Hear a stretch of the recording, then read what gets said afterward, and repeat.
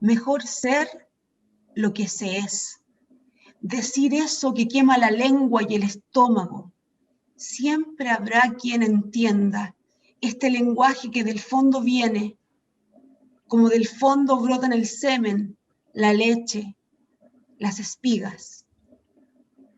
Julio Cortázar, agosto de 1971. Esto es un extracto de Política Crítica en la Hora de los Chacales y fue publicado en la revista Las Casas de las Américas en La Habana. Me parece notable la frase de mejor ser lo que se es, porque parece como si fuera algo bastante simple de ser, ¿no? Ser lo que se es, pero es mucho más complejo de lo que parece. Sí, de lo que parece, ¿verdad? Sí, y también es importante resaltar que Cortázar siempre va de la mano con la importancia que tiene el lenguaje, ya que el lenguaje que empleamos siempre está cargado de significados de lucha que son inconscientes, sociales, históricos, y que responden a cierto sometimiento. Entonces, dice, este lenguaje siempre habrá quien entienda. Eso es muy importante porque hay como una apuesta por la humanidad. ¿Me entiendes a lo que me refiero, cierto? Exactamente, estoy entendiendo las palabras y Cortázar es súper importante también en el programa que vamos a trabajar hoy día, sobre todo porque vamos a conversar sobre el discurso valiente, la relevancia que tiene el lenguaje hoy en día también como arma política. De hecho, Cortázar en una parte señala que el discurso para él es uno de los armamentos que tiene. No me acuerdo bien. Cada uno tiene sus ametralladoras específicas, dice. La mía por el momento es la literatura. Hermoso, ¿no? Claro. Bueno, Totalmente pero no, de acuerdo. sí, el texto que vamos a trabajar hoy día, bueno, los saludo. Estamos en este nuevo capítulo de Filosofía y Encierro. Muy contentos de poder estar nuevamente conversando sobre estas temáticas tan importantes hoy día. Vamos a trabajar sobre Judith Butler, no sobre Julio Cortázar. Pero lo cita. Pero lo cita Judith, bastante, lo sí, cita, claro. por eso también es muy atingente la frase que seleccionaste para el comienzo, como siempre. Y el texto que vamos a trabajar hoy se llama Sin Miedo, de Judith Butler. Este fue publicado hace súper poco, yo te diría que creo que fue en febrero del año 2020, publicado por la editorial Taurus. Butler es una filósofa norteamericana y es una de las mayores referentes de la teoría queer. Sus investigaciones siempre se focalizan más bien en la comprensión de cómo opera el poder y otorga al plano discursivo, como dijimos en un comienzo, esta capacidad de poder abrir posibilidades de resistencia. En ese sentido, el subtítulo del libro también hace harta resonancia a lo que vamos a conversar hoy día, porque se llama Las formas de resistencia a la violencia de hoy. Y es que Judith en este texto nos va a mostrar ciertas líneas de fuga mediante un discurso valiente que va a emerger desde la colectividad y que va a insistir en la posibilidad de un mundo estructurado sobre la no violencia. ¿Es esto posible? Es uno de los debates que vamos a abordar hoy. Sin Miedo reúne un conjunto de conferencias que fueron dadas por Judith el año 2018 y 2019, donde va a reflexionar principalmente en torno a esta violencia estructural que nos mantiene sometidos a ciertas lógicas que lo que hacen es reproducir la desigualdad, y va a investigar sobre las diferentes formas de cómo se manifiestan y atacan, por ejemplo, a las disidencias, a las personas migrantes, a las personas trans, a los cuerpos feminizados, o a cualquiera, en el fondo, que no encaje con el orden establecido y que se generan ciertas políticas públicas que en el fondo lo que hacen es disfrazar un mandato social que supuestamente busca un bien común, pero que reproduce esta desigualdad brutal tan característica de nuestra época. Entonces, para poder partir esta conversación, hablar sobre discurso valiente. Hay otros tópicos que también son importantes, como visibilidad, justicia, memoria, resistencia, el tema de los cuerpos, ¿cierto? La risa, el llanto, son elementos pivotes que van a converger en estos escritos. Entonces, Sara, te quería proponer si podemos partir por lo que es el discurso valiente, que es el que propone Judith Butler como traducción de parresía, que es un concepto que va a tomar de Michel Foucault, y que va a necesitar una serie de condicionantes, ¿cierto?, para poder surgir. Sí, la parresía, como tú bien dices, fue estudiada por Foucault, y Butler se va a preguntar precisamente el cómo se relaciona el discurso valiente, o sea, la parresía, con la tentativa contemporánea de cómo comprender las asambleas políticas. Pero antes de entrar de lleno a lo que sería una asamblea política, mencionar que el discurso valiente tiene 3 condiciones. A ver. Quien habla, claro, quien habla expresa lo que considera verídico. Quien habla cree estar diciendo la verdad. Y quien habla asume el riesgo por el mero hecho de hablar. Por lo tanto, el discurso valiente se ejerce desde una verdad que yo estoy creyendo. Y yo me estoy poniendo en riesgo, en peligro, por el hecho de decir esa verdad que yo creo. Sí, eso es súper importante lo que tú mencionas allí, porque hay un punto crucial, a mi parecer, que tiene que ver con que la resistencia toma como modelo a este discurso valiente, porque a través de este discurso se puede visibilizar la opresión de la persona sometida, ¿cierto? Y se tensa esta figura del sometimiento, porque cuando tú analizas lo que está ocurriendo, en el fondo es como cierta rebeldía a la opresión. Sí, de igual manera, lo que tú dices tiene relación con que el discurso valiente se asocia siempre a un individuo.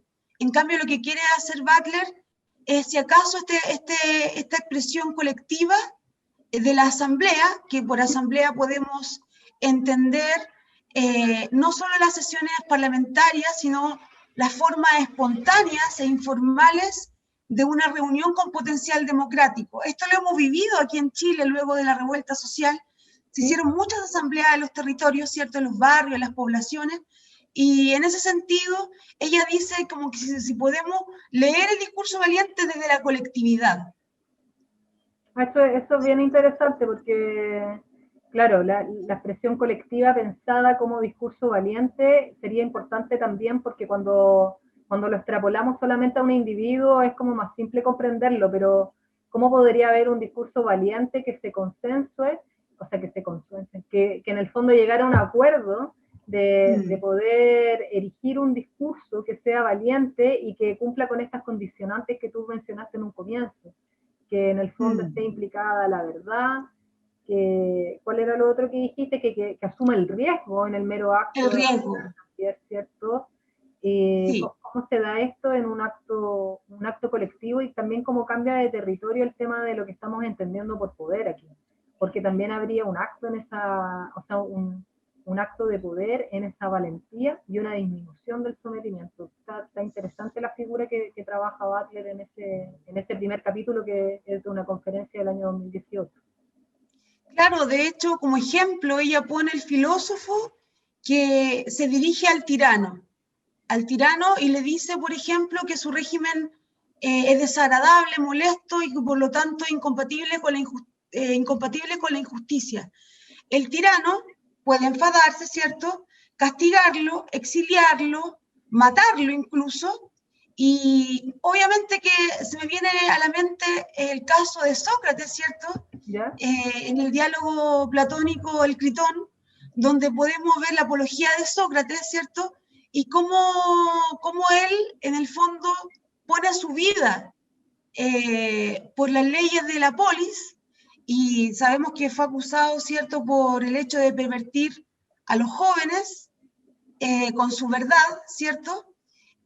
O otro ejemplo que se me ocurre es Galileo Galilei con esa famosa frase que dice, ¿cierto?, ante el tribunal, dice, pure se mueve, igual se mueve la tierra cuando lo estaban a él como, en el fondo, culpabilizando por el hecho de que estaba en contra de este sistema geocéntrico. O la caza de brujas, ¿cierto?, que se dio en Europa y América entre los siglos, no sé, 16, 17, también ellas son mujeres valientes. Y en ese sentido, esos tres ejemplos que acabo de citar son discursos valientes, donde está en riesgo el cuerpo. Y está en riesgo el cuerpo, y también hay un componente que es importante que Butler lo trabaja en este escrito, que es el tema del miedo. ¿De qué rol juega el miedo ahí? Siempre el discurso valiente se da en una posición jerárquica, por llamarlo de algún modo, como el ejemplo que tuviste del tirano y del sometido. Es decir, que el discurso valiente solo podría emerger desde el sometimiento, ¿o no? Exacto, sí, desde el sometimiento, porque el tirano no tiene nada que perder, tiene el poder, por lo tanto, no pone en riesgo nada, él tiene el control de la situación. En cambio, quien está sometido o sometida está arriesgando su cuerpo, la constricción o la destrucción de su cuerpo, por el mero acto de decir una verdad. En ese sentido, igual como que es bonito, porque hay como un cierto tinte de rebeldía en el hecho de poder verbalizar la opresión, que si bien se dan situaciones bien precarias, por ejemplo, ahí lo podemos extrapolar a las fuerzas de resistencia migrantes, que los refugiados o los migrantes mismos que, por ejemplo, se encuentran viviendo hoy día en Chile, están en una especie de limbo, en donde no pueden ejercer sus derechos a tener derecho, que es remitiéndonos a Hannah Arendt, ¿cierto?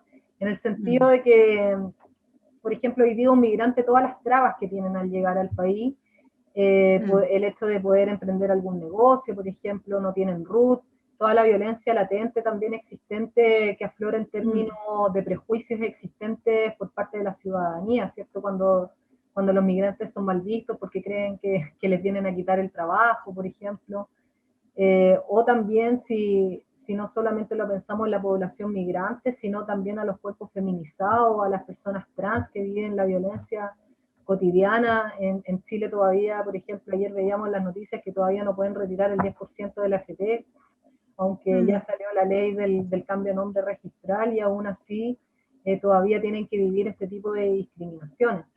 Entonces, las políticas públicas, en el fondo, que se crean en un país, y esto tiene que ver con un componente de la desigualdad que impera en la estructura social, muchas veces bajo la rúbrica de la seguridad, que finalmente también se está disfrazando de racismo. Ahí tenemos el caso de Trump, por ejemplo, cuando quería poner este muro, ¿cierto?, que muchas veces le da la seguridad a cierta parte de la ciudadanía, pero por otra parte está despojando a la otredad.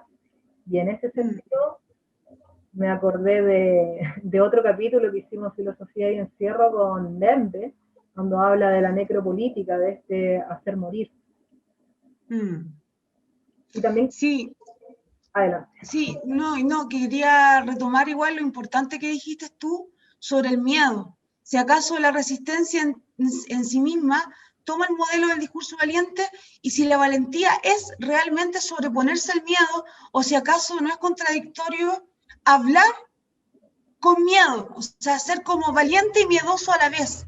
Y Judith dice, yo no estoy convencida de que hablar sin miedo sea necesario para demostrar valentía política. Se puede hablar de un modo miedoso y valeroso a la vez. ¿Y bajo qué marco se da esta resistencia? Bueno, lo que tú describías, ¿cierto? Hay un sistema legal en un país que rehúsa a procesar las demandas o las paraliza indefinidamente, en el caso, por ejemplo, de los migrantes, en el caso de las personas trans, etcétera. Sí, en relación al tema del miedo, es súper relevante lo que tú mencionas. Y también hay otro hecho que es importante, que la Judith Butler lo abarca en estas distintas conferencias, ¿cierto?, que componen este libro que se llama Sin Miedo.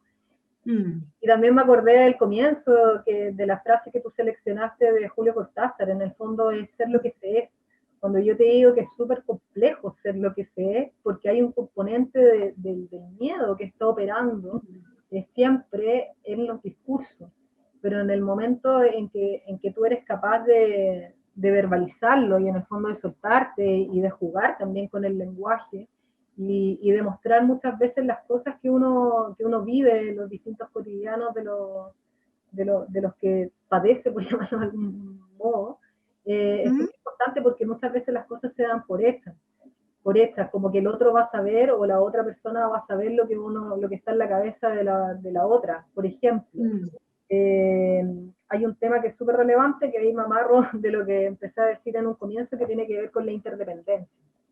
En la sociedad actual, en una sociedad neoliberal e individualista, el fenómeno que está ocurriendo es un rechazo a la interdependencia.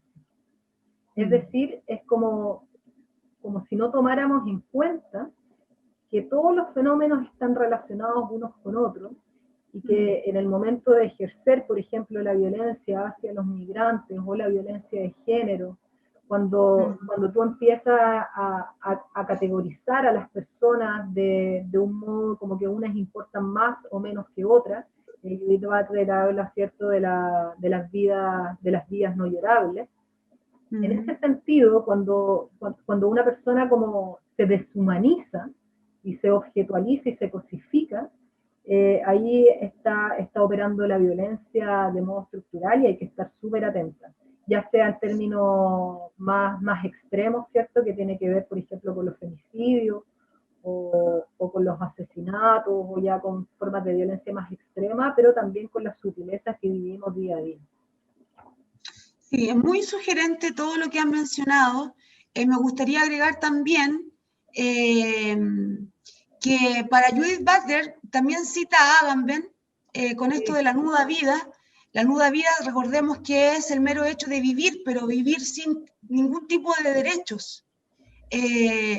Ella considera que esa nuda vida, por ejemplo, que tienen los migrantes al estar como dejados a su suerte, sin ningún sistema legal que los ampare y que sí los reprime, ¿cierto? Como que su libertad de expresión en el fondo no es tal, entonces ellos están alegando por demanda legítima y el Estado suspende sus derechos, aplica la ley de seguridad del Estado, etc.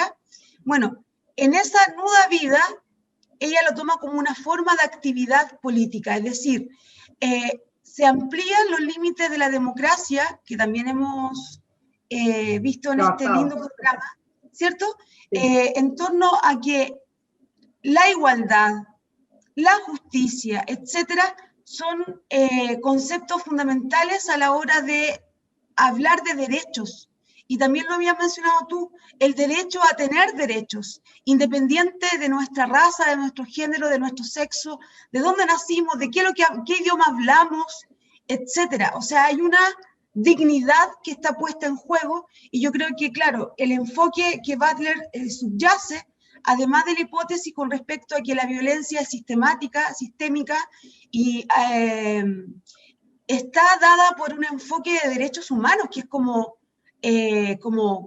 humanidad, ¿cierto? Nos pusimos de acuerdo en el 48, creo que fue la Declaración de los Derechos Humanos, pero para que eso se haga manifiesto y eso se realice en el mundo, tenemos que seguir, obviamente, quienes creemos en la dignidad humana, apelando y luchando de una manera no violenta, porque eso es lo que ella nos enseña, ¿cierto?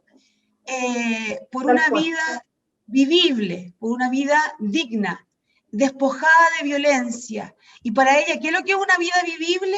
Es una vida que le permitiera a una persona querer la vida que le ha sido dada para vivir. Y no solamente los humanos, sino que también los animales y la tierra. Queremos brutalmente como humanidad, ¿cierto?, exterminado, y que depende de nosotros también para que pueda seguir viviendo y sigamos nosotros con vida. Sí, es muy relevante todo lo que tú señalas al respecto, así que no voy a dar más vueltas en ese sentido, pero claro, decir que la importancia que viene a adquirir ahí el discurso, ¿cómo se llama? El discurso valiente, porque finalmente lo que se visibiliza es esta precariedad a la que está sumida muchas personas, y que la verdad el problema de eso es el rechazo a la interdependencia. Cuando nosotros reconocemos que estamos todos conectados, que es necesaria una mayor empatía, ¿cierto? Una mayor compasión, el mundo cambiaría. Entonces uno de los desafíos que propone Judith Butler tiene que ver no con una mirada idealista de la realidad, sino que más bien con una visión más aguerrida, ¿cierto? De poder visibilizar esta precariedad a través de la memoria, a través de la justicia, a través de la protesta. Es súper importante ella, hay un componente particular del que ella trabaja, creo que es en la 4ª conferencia, donde habla de la risa, del potencial del ruido, de que muchas veces para una estructura política más conservadora, ¿cierto? La protesta como que pierde un poco de sentido cuando tú escuchas a las personas así ya más intelectuales hablando de la situación país. En el fondo es como, pero si la protesta está llena de eslóganes, esto no van a conseguir nada. Como que en el fondo hay una mirada más bien despectiva de la visibilización de la precariedad, ¿cierto? En ese aspecto hay un acto importante que viene a subvertir el sometimiento, y este ejercicio puede ir creándose y fluyendo de manera también que pueda apostar a transitar en otros territorios finalmente, a vibrar de una manera distinta, a través de la creatividad, no siempre regidos por el orden establecido. Y eso me parece interesante también rescatar de la Butler, porque ella hace una lectura más también desde una mirada del poder comprendido de otra manera, no en términos tan jerárquicos. Sí, me gustaría agregar que para Butler estamos practicando la no violencia cuando nos dolemos, cuando lloramos, cuando militamos en contra de la continuidad de la violencia y la destrucción. Y también agregar, creo yo que lo que decías tú anteriormente con respecto a que no todas las vidas pareciera ser que son llorables, y que necesitamos que todas las vidas sean llorables, que la vida es valiosa en sí misma, y por lo tanto no podemos estar categorizando ni tener criterios a la hora de valorar una vida, ya sea por clase, género, raza, como les decía anteriormente yo también. Entonces, en el segundo ensayo, ella va a hablar precisamente contra la violencia que se ejerce hacia las mujeres y a la disidencia, ¿cierto? Y estamos en un mes que justamente estamos conmemorando, ¿cierto?, el 25 de noviembre, el Día contra la No Violencia hacia las Mujeres, y es muy importante también recoger las hermanas Mirabal, ¿cierto?, que fueron 3 mujeres que fueron ejecutadas en 1960, si mal no recuerdo, y que se hace muy necesario que este discurso no sea solamente un discurso, sino justamente no, es un discurso valiente, porque quienes estamos en las calles y quienes van a las marchas, estamos arriesgando nuestra integridad física incluso. Entonces no es una cosa como menor, no es algo que se quede en el mero decir por decir, sino que estamos realmente resistiendo ante lo que hacemos. Agregar a lo que tú comentas, el problema, por ejemplo, de la violencia cuando en nuestra sociedad hoy día lo que ocurre es el problema de la patologización del agresor, por ejemplo, o que se le atribuye un componente de ira, o como si fuera, o se individualiza al agresor como si fuera parte de un crimen pasional. Estoy hablando de los femicidios, por ejemplo. Sí. El individualismo imperante, también el hecho de que estos actos siempre se mantienen como en el ámbito de lo privado. Y ahí recuerdo el tema que toma tanta relevancia siempre, ¿no? Que es esta lucha que se dio en los años 70 con esta frase de lo personal es político. Hay que hacer una apertura a estos temas que siempre quedan rezagados al ámbito de lo privado, y lo que hacen finalmente es reproducir una violencia y una desigualdad también de género súper importante que sigue aún día resonando en en nuestros cotidianos, vemos cómo la violencia se ejerce a diario. Ya, por ejemplo, este año, no sé la cantidad de femicidios que han habido, pero es una violencia constante que continúa y se perpetúa hacia las mujeres. Y para no ser tan pesimista, han habido ejemplos, uno es el caso del movimiento del Ni Una Menos en Argentina, ¿cierto? Que ha demostrado la potencia de un colectivo. Y si también nos vamos en términos más locales, también la relevancia que ha tenido el movimiento feminista acá en Chile, por ejemplo, con el caso de Antonia Barra, en donde finalmente se le pudo dar la prisión preventiva a Pradenas gracias a la presión, ¿cierto?, de la protesta ejercida por el movimiento feminista. Son puntos a rescatar.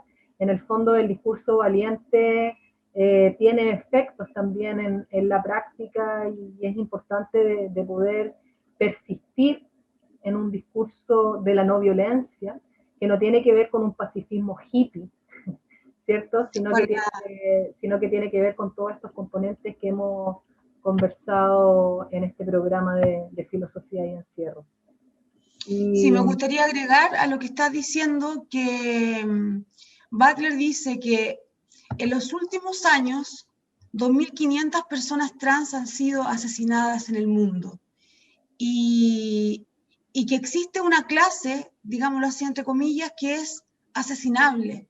Entonces ella cita a otra autora diciendo como el imperativo, sométete o muere. Es un imperativo que se impone a las mujeres que viven en situaciones de terror, sin querer hacer de esto como algo depresivo, ¿cierto? Yo creo que es muy necesario que manejemos cifras, porque independiente que fueran 2.500 o 500, ya por el solo hecho de que muera una persona, creo yo, que tenemos que abogar por esa causa. Y por otra parte, cuando hablamos de LGTBIQ+, no es una simple sigla. Hay personas que viven en una situación de exclusión brutal, y que esto es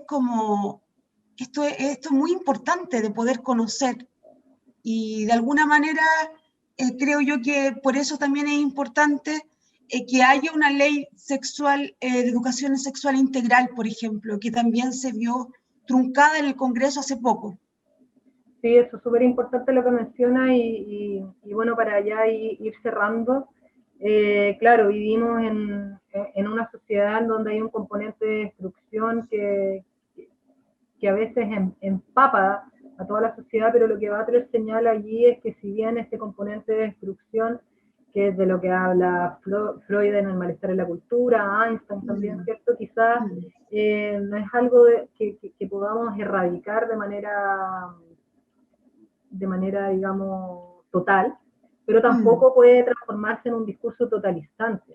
Y en ese sentido voy a terminar con una frase de Butler que dice: no hay manera de erradicar el potencial de destrucción que habita en nuestras relaciones sociales, pero eso no significa, no obstante, que todas nuestras relaciones sociales sean invariablemente destructivas, o que no podamos desarrollar prácticas que incorporen la ambivalencia de nuestras pasiones. Entonces ahí esto nos queda con un dejo de esperanza, y como ya mencionamos, esta necesidad de persistir en una vida libre de violencia, persistir en el discurso no violento y en el discurso valiente. Sí, y también darnos cuenta que como país estamos viviendo un proceso de cambios profundos, y que ese individualismo que fue incrustado brutalmente, creo yo que es justamente el momento en que tenemos que darnos cuenta que no sabemos dónde terminamos y dónde comenzamos como individuos, y que necesitamos de los otros para poder vivir. Y también es importante en el sentido de que el lenguaje, por ejemplo, el arte, la literatura, la música, en tanto como muestras de la comunidad, ¿cierto? Como que somos parte de un todo, y que no podemos atentar en contra de los otros, y que tenemos que seguir persistiendo en un discurso no violento, porque de lo contrario, si naturalizamos la violencia, entonces vamos a estar derrotados Y yo creo que estamos derrotados incluso como humanidad, como el concepto que significa ser humano. Entonces eso es muy importante, creo yo, como el momento histórico que estamos viviendo con este proceso constituyente, con querer aspirar a una vida digna, etcétera. Sí, es muy relevante y hay que persistir en todas las cosas que acabamos de mencionar y en reconocer la interdependencia. Creo que eso es fundamental porque su rechazo es la destrucción. Exactamente, amiga. Muchas gracias y Gracias. estamos próximamente. Nos vemos próximamente, exacto.